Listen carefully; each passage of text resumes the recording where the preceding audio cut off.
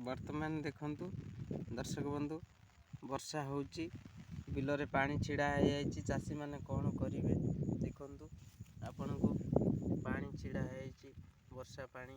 ଆଉ ଚାଷୀମାନେ ବହୁତ ମନ ଦୁଃଖ ଏବଂ ଆପଣମାନଙ୍କୁ ଦେଖଉଛି ଚାଷୀମାନେ କେତେ କଷ୍ଟରେ ଏ ଧନ ସମ୍ପତ୍ତି ସବୁ ମାନେ ଧାନ ଚାଷ କରିଥିଲେ, ସବୁ କିଛି ହରେଇ ଦେଇଛନ୍ତି। ଯେ କି ଧାନ କେଡ଼େ ସୁନ୍ଦର ମା ଲକ୍ଷ୍ମୀ ଦେଖାହେଉଛନ୍ତି, ଏ ଘରକୁ ଯିବା ପାଇଁ ବାହାରିଥିଲେ। ଏବଂ ଏ ଲଘୁଚାପ କିଭଳି ପରିସ୍ଥିତି କଲା ଯେ ସମସ୍ତଙ୍କୁ ନାକେଦମ କରିଦେଇ ସାରିଲାଣି। ଧାଡ଼ି ଧାଡ଼ି ହୋଇ କଚଡ଼ା ପଡ଼ିଛି, ବିଲରେ କଟା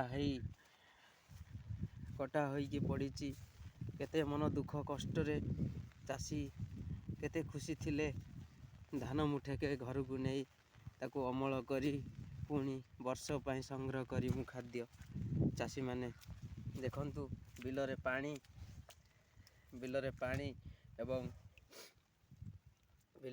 କଚଡ଼ା ପଡ଼ିଛି ଧାଡ଼ି।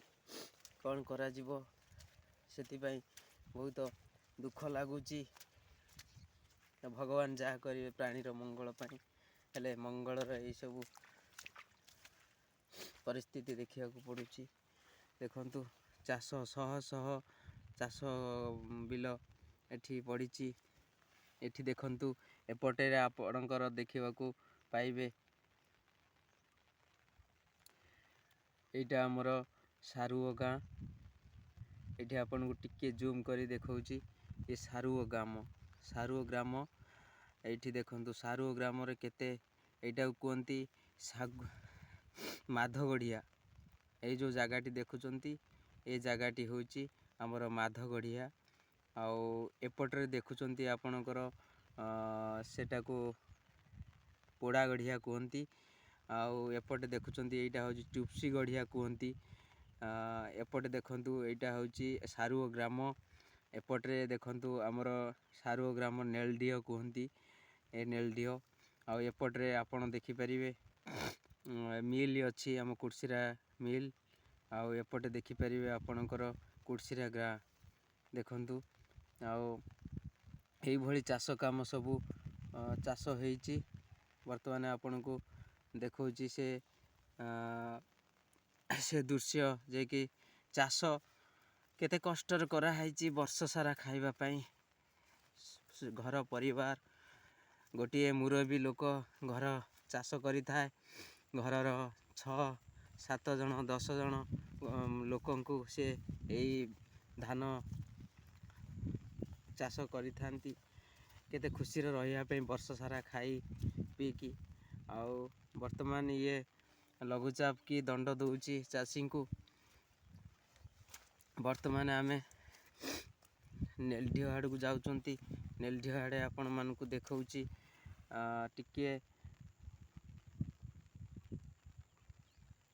ନେଲଡିହକୁ ଆପଣମାନଙ୍କୁ ଦେଖାଉଛି। ଏଠି ଆପଣଙ୍କର ଏଇ ଯେଉଁ ଜାଗା ଦେଖୁଛନ୍ତି, ଏଇଟା ହେଲା ମିଲ୍ ଆମ କୁର୍ସିରାର।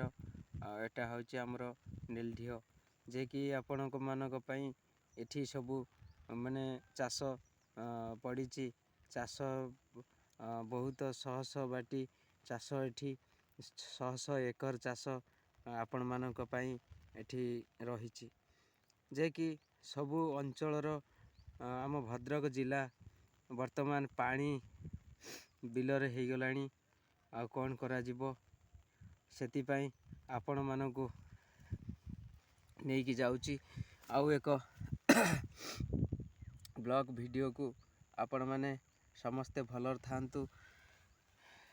ଜୟ ଜଗନ୍ନାଥ, ଜୟ ବାବା ଦୁଃଖେଶ୍ୱର। ଆପଣମାନଙ୍କୁ ସମସ୍ତଙ୍କୁ ଭଲରେ ରଖନ୍ତୁ। ଆଉ ଆପଣମାନେ ସମସ୍ତେ ଭଲରେ ରୁହନ୍ତୁ।